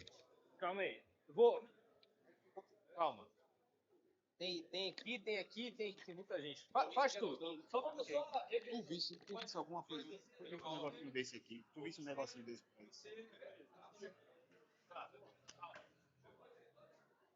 Não posso. Caiu. Boa noite. Arthur. Arthur, eu queria saber se você sabe qual é a cabeça do Kim em relação à possibilidade de uma eleição majoritária. Se ele está pensando em... Do Kim, a possibilidade, né? Cara, o Kim, ele gosta de atividade legislativa. O Kim é o melhor deputado do Brasil. O Kim vai ter uma votação maior do que a que ele teve anteriormente. Então, para essa eleição, eu sou contra o Kim sair. Eu acho que o Kim tem que ser deputado. Eu acho que é um desperdício a gente jogar esses votos fora, o trabalho dele fora, em nome de uma majoritária que pode ser outra pessoa. Agora, tem prefeitura em 28. E o Kim quer. E nós temos partido. Então ele vai chegar lá. Eu acho que tá lá para os dois. E a missão vai deixar o Kim ser candidato? Boa noite, Arthur. Boa noite, Ana. Acompanho desde do início de tudo. Eu tenho um passado, queridos, eu tenho um passado aqui obscuro. Queridos, porque pastor evangélico é fogo, né? Sou pastor evangélico da missão. Então, eu tenho um passado obscuro porque eu fiz campanha para Bolsonaro. E o que eu sempre disse foi o seguinte, naquela época. Disse, ó, vacilou, bandido, reset. E foi o que... Não, sou não. E foi o que foi feito. Então, o meu trabalho agora é inverter isso, porque a gente sabe que tem muito pastor picareta tentando tomar o espaço eclesiástico para fazer campanha. O que eu digo às pessoas que são lá da igreja, eu digo é o seguinte, quer conversar comigo? Vamos lá fora, em um outro momento a gente senta e bate um papo, a gente conversa, não quero te convencer de nada. Mas por que eu estou falando isso aqui? Porque a gente sabe que a pressão para as coisas mudarem, principalmente para o Missão, está aqui lá na briga ferrenha, sozinho ainda. Por isso que eu concordo com você de ter mais gente com ele lá e ele continuar lá como deputado ainda. Eu sei que é ferrenha, mas eu fico pensando, agora teve esse acontecimento histórico. Isso é histórico. Então, Lula teve esse baque agora. Aí, o que é que começou? A pré-campanha de Flávio a dizer que Flávio no Banco Master, que está também aquele bandido e assim por diante. Mas qual é o pensamento agora? Que eu não sei se geral, mas é mais o nacional, né? Está pensando em intensificar a ligação do Banco Master com Lula, com essa fragilidade de Lula, e sem que isso saia também da mira de Flávio. Porque, querendo ou não, infelizmente, no Brasil, se a gente foca em um, o pessoal pensa que a gente esqueceu do outro. Do jeito que ele está tentando agora atribuir a Flávio, que ele está envolvido também, desculpa, como é que está se pensando agora em relação a Lula? Está frágil, agora o Banco Master estão tentando abafar. Como é que a gente vai fazer agora?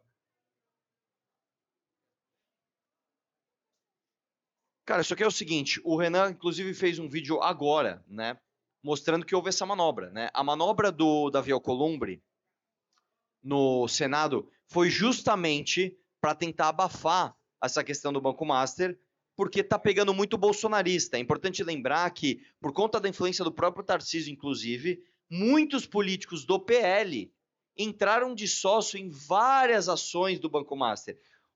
Então tá todo mundo meio sujo. Não é que todo mundo é corrupto, mas os caras meio que vacilaram junto. Então, está havendo um acordão para abafar isso daí. O lance é ano eleitoral. O que a gente tem que fazer, então? Bater. A gente tem que bater. Quando vai ser a próxima manifestação? Não sei, mas isso tem que acontecer.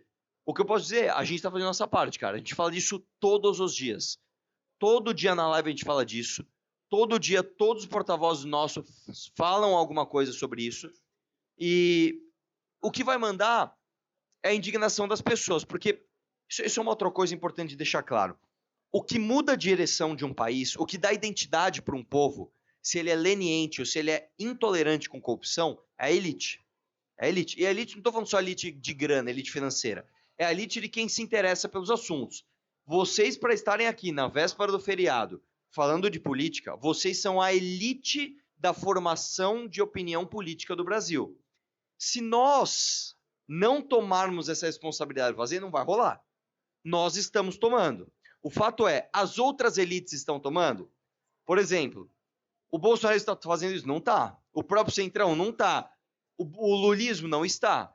Então, cabe a nós vencer essa batalha. É uma batalha de Davi contra Golias, tá? Só que o ponto bom disso daqui é o seguinte, eu estou começando a perceber algumas coisas que eu percebi no início da Lava Jato, que é as coisas começam a ficar grandes demais para você varrer para debaixo do tapete. Então começa a ter muito... Peraí, a PF não vai aceitar isso. Porra, bicho, a PGR falou que, nossa, isso aqui tá grande demais. Puta, meu, tem gente do próprio Supremo, o próprio André Mendonça, falando, cara, não consigo segurar essa para você, Toffoli. Ô, Moraes, não dá. O Toffoli se declarando suspeito. As coisas estão ficando grandes demais. Então, há chance.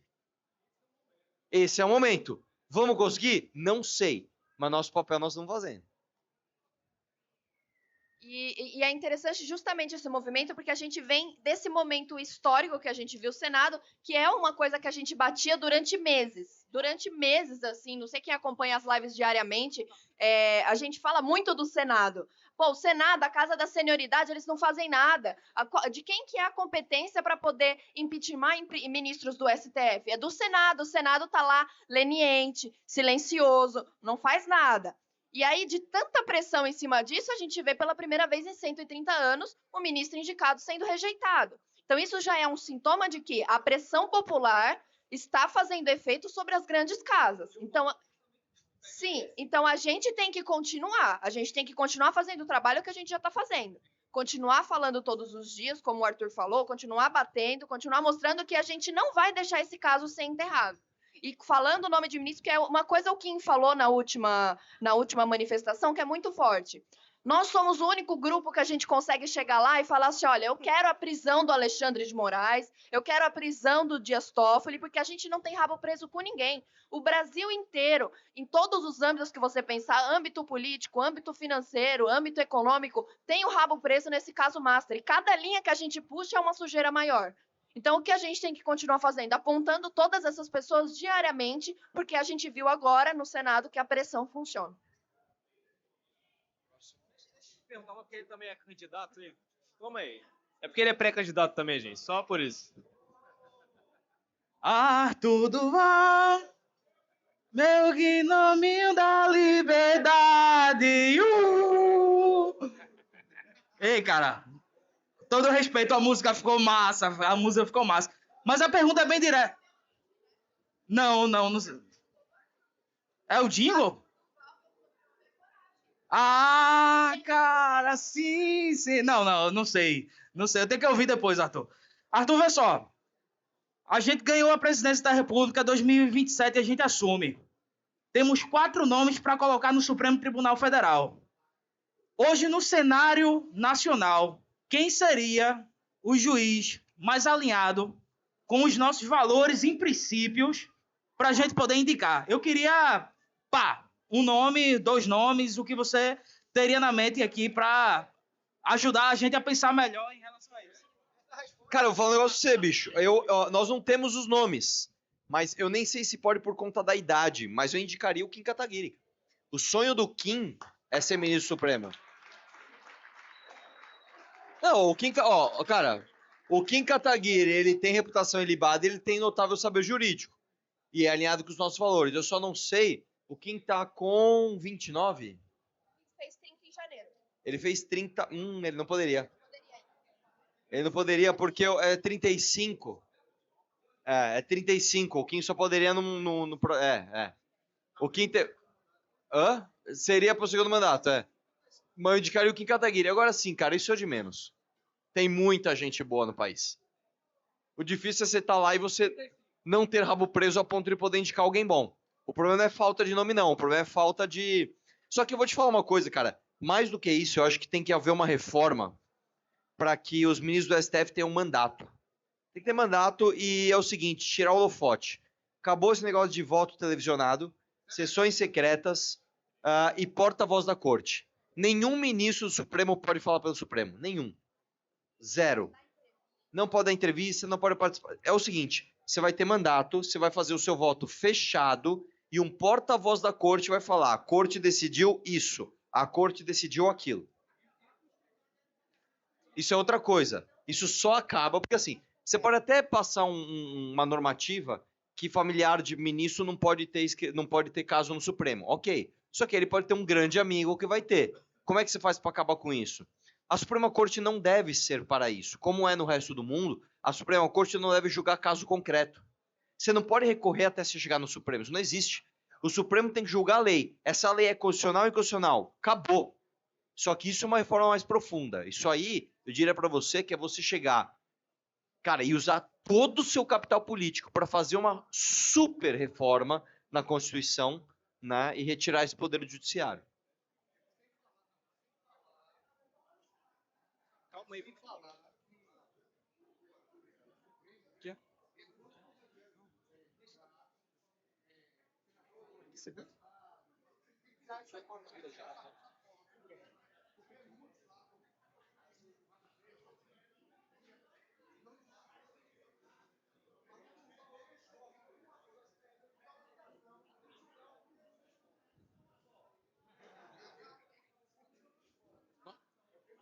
Boa noite, eu sou Gabriel, tenho 22 anos e eu tenho um agradecimento ao Arthur e uma pergunta, segura aqui, e uma pergunta para o Renan.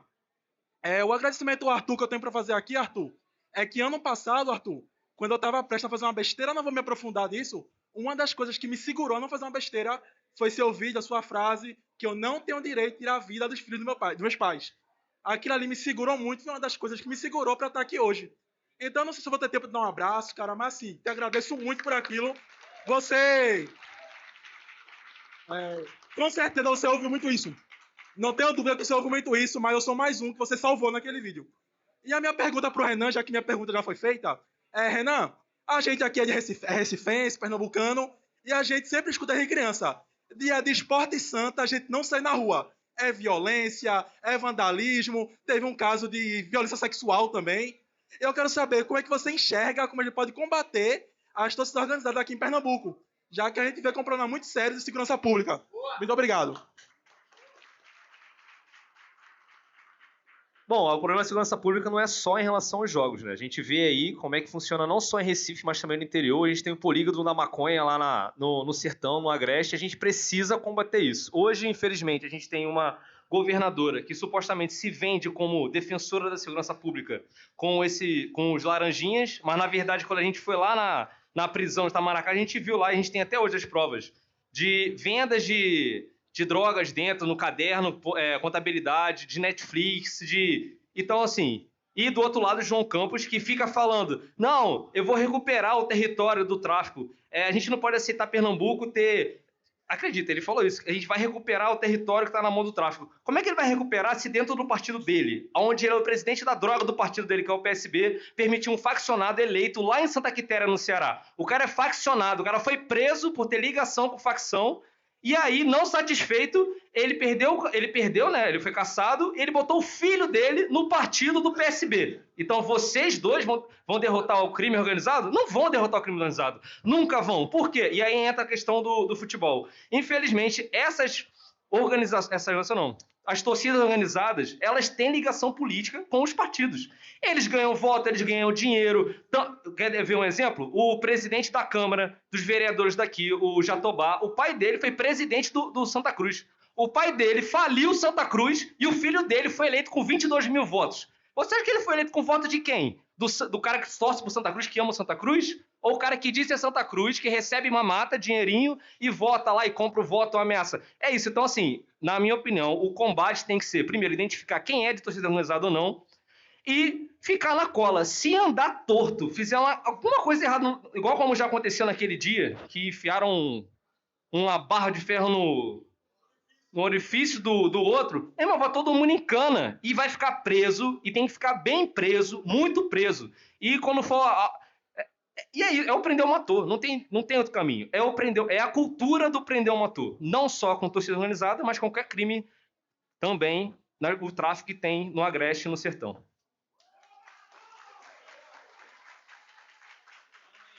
Calma aí, deixa ele ali, que ele também tá um tempão. Depois tu, aí depois...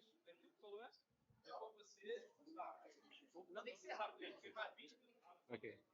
Boa noite, meu nome é João Pedro e eu sou estudante de Economia na Federal e eu gostaria de fazer uma pergunta em geral assim, para o partido em relação a, uma vez no poder, como é que seria possível driblar certas barreiras da Constituição?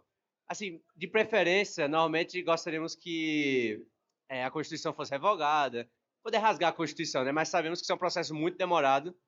Então, mas voltando à pergunta, como é que seria para driblar essas barreiras constitucionais? Porque muitos dos nossos projetos, infelizmente, é barrado pela Constituição.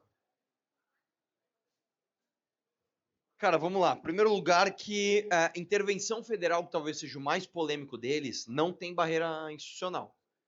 Você pode realizar e pronto. O que falta é, de verdade, você ter um presidente, um governador alinhados com esse discurso. Se der merda na justiça, eu, Poder Executivo, vou responder pelas forças policiais. Então, você tem um presidente que vai pegar as Forças Armadas, vai pegar a Polícia Federal, um governador que vai pegar as polícias e fazer um trabalho em conjunto para, no Rio de Janeiro, talvez seja o caso mais emblemático, recuperar território, fazer isso na Bahia, fazer isso no Ceará, isso não é inconstitucional. Agora, nós temos que reformar a nossa Constituição, cara. Então, grande parte do que a gente quer fazer, o direito penal do inimigo, é PEC. Como é que você faz? 3/5 da casa em 2 turnos. E eu vou te falar uma coisa, cara. O presidente, quando ele acaba de ganhar, os primeiros 100 dias de um presidente, ele tá... 2 momentos em que o presidente está super poderoso. Quando ele acabou de ganhar e ainda não assumiu. Então, entre outubro e 1º de janeiro, ele está super poderoso. 5 de janeiro, ele está super poderoso. Super poderoso. Porque todo mundo tá, é o novo presidente. E ele não tem o ônus, ele só tem o bônus. E os primeiros 100 dias, que ele tá com a caneta na mão e tá, todo mundo de recém-mandato, não sei o que lá. Se o cara usar esse momento para reformar a Constituição no sentido de combater a criminalidade e gerar o resultado, ele consegue reformar e consegue pegar esse resultado para ter o capital político para fazer as outras reformas. Então, como eu te falei, o caminho é só esse. É fácil? Não é fácil. Mas tem um caminho a ser trilhado. É o que a gente vai buscar, entendeu? Cara, quando que você ia imaginar que iam rejeitar um ministro do STF? Rejeitaram, velho. Quando que você ia imaginar que a missão ia existir? Existiu. Quando você ia imaginar que a gente ia fazer o impeachment da Dilma? Nós nunca estivemos tão próximos também do impeachment de um ministro de STF, cara. Vai saber. Então, é possível, cara. Vamos chegar lá. Gente, só umas 3 perguntas. Eu sei que tem muita gente. Tem mais 2. Eu vou comprar o certinho. Por enquanto, esse daqui. Não, mas eu vou comprar o certinho. Tá assinando ali. Pessoal, boa noite. Me chamo Guilherme, sou estudante de Ciências Contábeis. Prazer, Ana. Prazer, Arthur. Te acompanho desde 2016 aqui. Uma pergunta primeiro para Ana. Você é ucraniana mesmo? Não? Pronto. Respondi. Certo, ok. É porque o pessoal chama ela de ucraniana. Desculpa. Entendi agora. Arthur, falando de futuro, como é que você vê as disputas presidenciais no futuro? Eu digo assim, questão de figuras. Eu vejo o Nicolas Ferreira o Kim Kataguiri e o Jorge Manuel. E uma segunda pergunta. O que é que você acha da gente sair daqui depois e bater na porta do Jorge Manuel para ele aceitar um debate? Cara, eu não faço nada com multidão, cara. Porque multidão parece covardia. Eu não faço isso. Mas o Jones é um covardola, né? Mas você falou pra bater onde? Na casa dele. Eu não faria isso porque isso é covardia. Se ele fizesse isso comigo, eu ia dar um tiro nele. Se o Jones Manuel aparecesse na minha casa com uma multidão de pessoas falando qualquer coisa, eu ia descer, eu ia dar um tiro nele. Então eu não vou fazer isso, porque se ele me desse um tiro, ele ia estar certo, né? Mas fica o convite aí pro Jones aceitar um debate.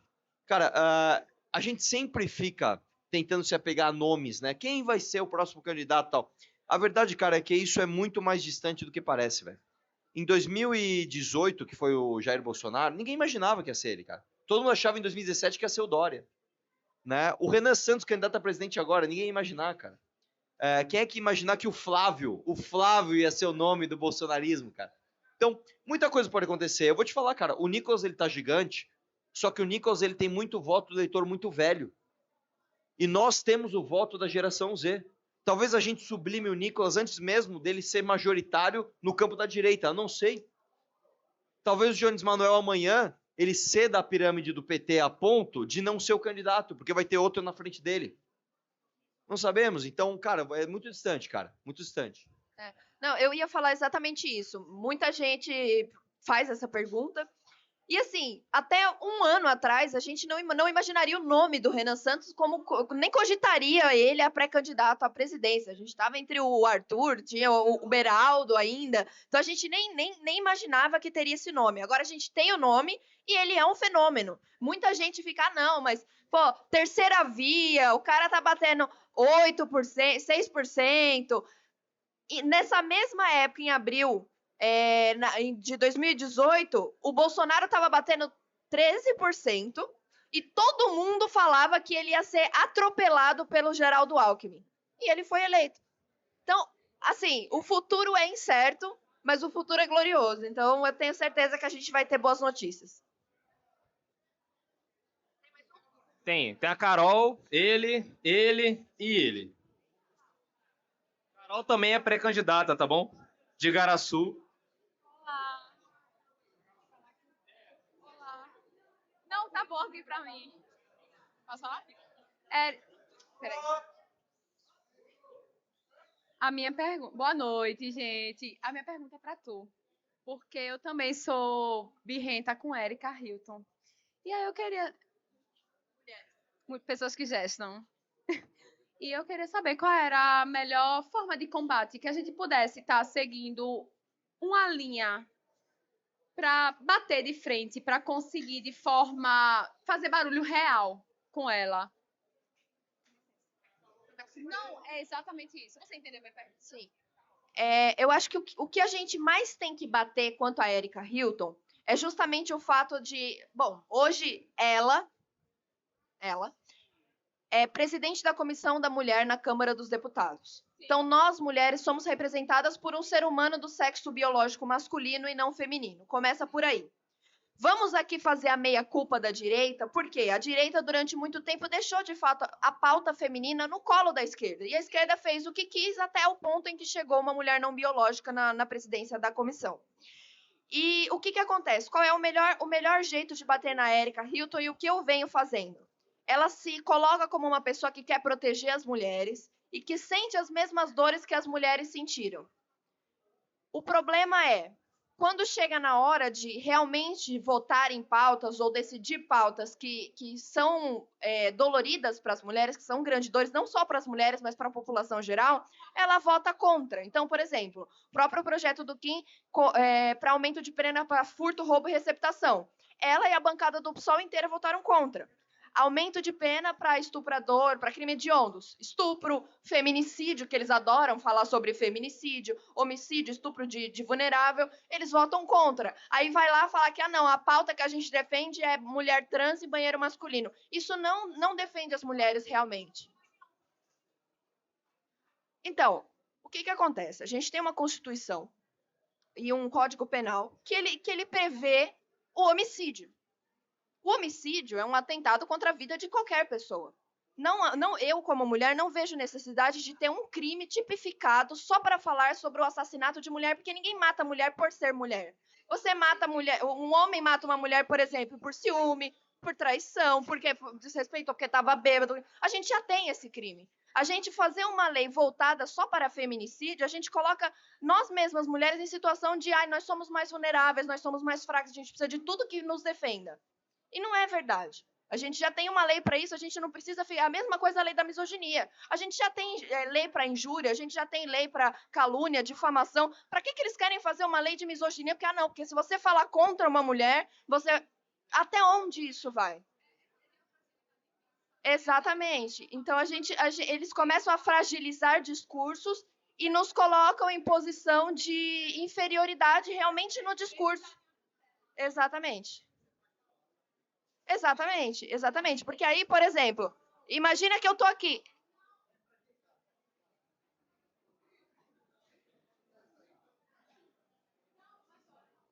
Mas enfim, só para concluir a resposta, o melhor jeito de bater é justamente esse, é falar assim, beleza, você primeiro, não se coloque no lugar de uma mulher como se você sentisse as minhas dores. Eu não me coloco no lugar dela de uma pessoa trans, não imagino as dores que ela passou como uma pessoa trans. Então, eu não quero que ela faça isso comigo. Segundo, vote, e você defende as mulheres, então vote em pautas que realmente são caras a nós. Estupro, aumento de pena para estupro, roubo, assassinato, enfim.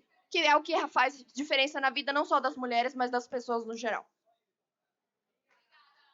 Rápido. Tu é Jesus tricolor. Não parece Jesus tricolor. Boa noite, Arthur. Eu te acompanho desde 2018, 2017, por aí, e eu sempre quis escutar ou ter alguma resposta do MBL em questão do ensino superior brasileiro, que recentemente tem sido muito sucateado. Tanto na área da advocacia, medicina, psicologia, teve um aumento de erros médicos recentes de 500%. Isso é um absurdo, porque interfere na saúde pública e psicológica da nossa população. Nós temos profissionais muito mais mal formados, povo direito fazendo depois ativismo judicial, psicólogos que são mais doutrinadores do que psicólogos de fato, que vão influenciar as próximas gerações. O que o MBL vai fazer para lidar com isso? Cara, é o seguinte, o ensino brasileiro é sucateado de uma forma geral. Então, eu acho que duas coisas têm que ser feitas. A primeira é dar um jeito de inverter a pirâmide do investimento. Calma, eu já vou chegar lá. Para a gente melhorar ensino básico, para melhorar a qualidade das pessoas que estão disputando as vagas do superior. Esse é o primeiro ponto. E no ensino superior, cara, a gente precisa parar de gastar dinheiro com o que não serve. Então, vou dar um exemplo para você. A gente tem que cortar pela metade o orçamento da FEFELESH, velho. A verdade é essa, cara. Eu não posso ficar pagando bolsa para aluno de filosofia, ficar fazendo estudo social sobre rolezinho no metrô, enquanto eu preciso de faculdades de medicina. Eu não posso pegar, por exemplo, o ITA, que é uma faculdade de excelência, forma os melhores engenheiros do Brasil, e fazer com que esses caras não tenham emprego. Eles vão, por mercado financeiro, eles vão trabalhar em outro lugar. Eu preciso fazer com que o Brasil tenha mercado de trabalho para esses bons profissionais, justificando, né, o investimento nesse ensino público para que o cérebro brasileiro fique aqui dentro. Então, é um plano que ele passa, por valorizar o ensino fundamental e básico, melhorar a qualidade desses alunos. 2, parar de gastar dinheiro em universidade com... Desculpa, pessoal de humanas, mas com sociologia, com filosofia. A gente não precisa disso, velho. A gente não precisa disso. E número 3, ter um país industrializado para que a gente tenha mercado de trabalho para os brasileiros que nós vamos investir nele nas universidades para eles ficarem aqui. Beleza? Pessoal, falando um negócio para você. Uma última rápida, então, para a gente ir para as fotos. A dele? E a ele? Gente, é bem rápido, eu vou ser bem breve. Sem breve. Eu vejo que vocês não têm medo de falar a verdade, escancarar a verdade. Vocês não recuam 1 milímetro. Assim, eu vejo vocês serem perseguidos por falar a verdade e persistir na verdade. Vocês são perseguidos pela classe política, pela classe artística. Eu vejo vocês sendo perseguidos pelo pessoal do jurídico e o pior de todos, organização criminosa. Vocês utilizam estratégia, inteligência emocional assim, para servir de motivação para alguém que quer tomar uma frente e ser porta-voz da missão. O que vocês utilizam? Então, é sobre a questão do INSS. Eu vejo que hoje em dia o INSS, quem está embaixo, que é quem paga, está diminuindo a quantidade. Ou seja, tem menos gente pagando para mais gente aposentada. Eu queria saber se futuramente tem algum projeto de lei que possa mudar isso. Começar pela sua, que é muito simples, que é o seguinte. A gente precisa desvincular o BPC do salário mínimo. O BPC são todos esses benefícios, né, que hoje estão vinculados ao salário mínimo. É um absurdo que a população economicamente ativa ganhe aumento e leve com ela uma massa de aposentados na mesma proporção. Você vai desamparar essas pessoas? Não, mas as coisas não podem andar na mesma proporção. É isso, ponto. Sobre a sua, cara, eu vou te falar, velho, isso é uma coisa individual. Não existe um trabalho coletivo de inteligência emocional para as pessoas. Tanto que, cara, quem é mais fraco sai fora, né? O próprio Faustino, o Costenaro, o Ben Pontes, tantos outros que você que vê que não tem um psicológico tão forte, o cara uma hora ele cede à tentação. Então eu diria para você, cara, que a própria peneira é a nossa vida e o estilo que ela anda, entendeu? E a dica para os porta-vozes que você tinha pedido para lidar com essa pressão é o quê? Ameaças a gente sempre vai sofrer. Ameaça o tempo todo, principalmente em redes sociais. Você tem que lembrar que, assim, a pessoa que tá te hateando num comentário, na internet, num vídeo e tal, é só uma pessoa em casa com o celular na mão. Tipo assim, dane-se a opinião dessa pessoa. Você tem, claro, que tomar o seu cuidado ali com a sua segurança na vida pública, claro, mas isso não pode, de forma nenhuma, atingir o seu discurso. Infelizmente, a gente tem que ter peito para enfrentar, para bater de frente, para fazer um discurso forte, e o risco a gente vai correr de qualquer forma. Mas a dica que eu posso dar é não se abalem com comentários de redes sociais, que é só um tonto com o celular na mão. É isso. Pessoal, é o seguinte, ó, vai rolar uma fila de fotos, foto, beleza?